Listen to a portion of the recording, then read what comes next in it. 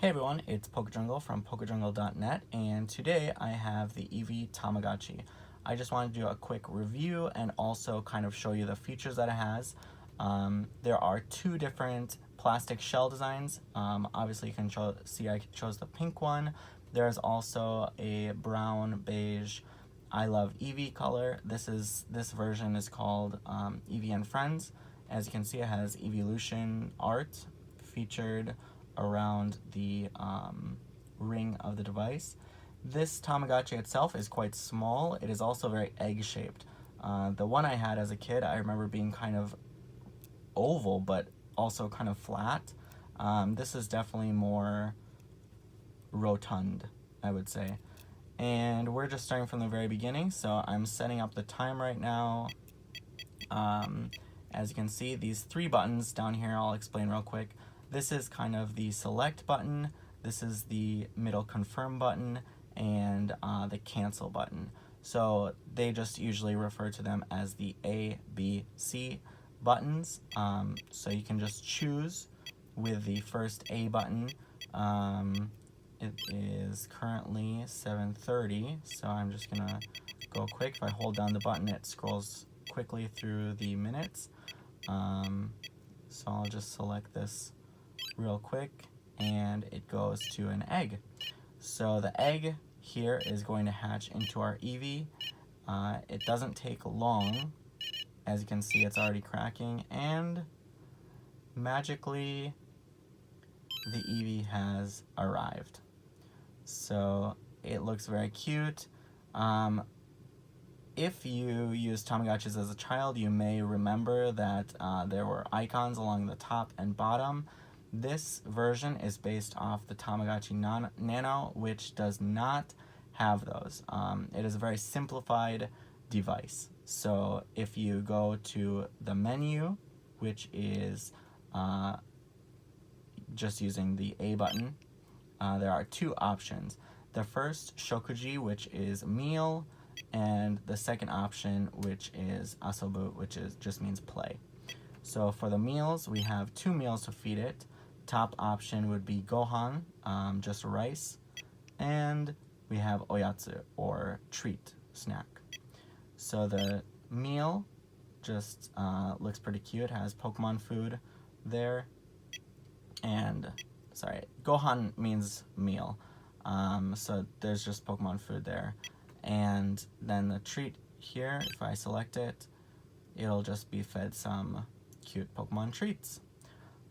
If we go to the other option, which is play, there is a berry catch game and a dance game. So the berry catch game just has, there you can see Eevee with a flag, just has you catching berries. You do not want to catch the elemental types that are falling, and the controls are just the A and B buttons to move it left and right. Once you catch 5 berries, the game ends and Eevee will be satisfied, or the evolution that you have will be satisfied. So as long as you can catch 5, the game simply ends. You get a happy screen. To check the status of Eevee, you just push the C button. And if Eevee smiles, it means it is pretty happy, but there's something still missing. You need to feed it more, you need to play with it more. If you hit the C button and it looks miserable, then you're going to have to probably feed it or play with it. Otherwise, it just bounces around the screen here. Quickly, I'll feed it some treats to get its happiness up, and then I'll give it some food.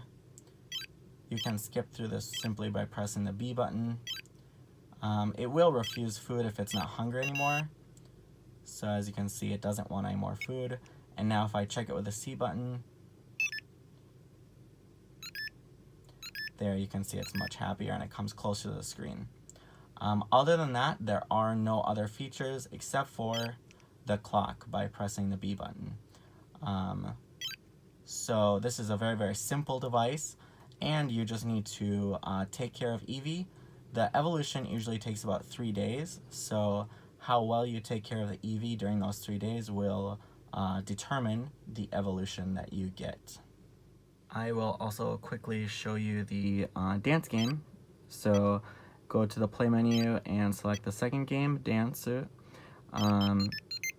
Eevee comes out, it will dance around, which is basically hopping around, and then you'll see the A or B, and you'll have to press the corresponding button. So it could be 2 A's, 2 B's. I will say one of the things that I don't like about this device, as you can see the buttons, okay, the lighting's a bit bad, but the buttons stick out and they're very soft plastic. They're not that great for pushing, to be honest. There's a lot of wiggle. As you can see, I'm moving it with my nail here.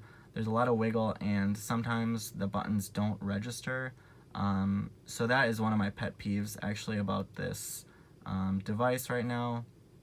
So the precision is not great, and often in games you might end up just missing it because you pressed it wrong and it didn't register. There is an option to turn the sound on and off. If you hit the A and C buttons together, you'll see 2 options. Top one is on, the bottom one is off. So you can select with the A button if you want the sound off, then you won't have the beeping noises anymore. You can just simply turn it back on by using the A and C buttons again. And like I said, the buttons are sometimes a little bit difficult to accurately press, so you might be trying a few times. You can also use the A and C combination to change the clock. So for example, if you set the wrong time, you can simply adjust that even after you started the game, so don't worry too much about that. As you can see, my Eevee has now evolved into a Sylveon. It's looking pretty happy, and if I check it using the C button here, it'll just come right up to the screen and say hi.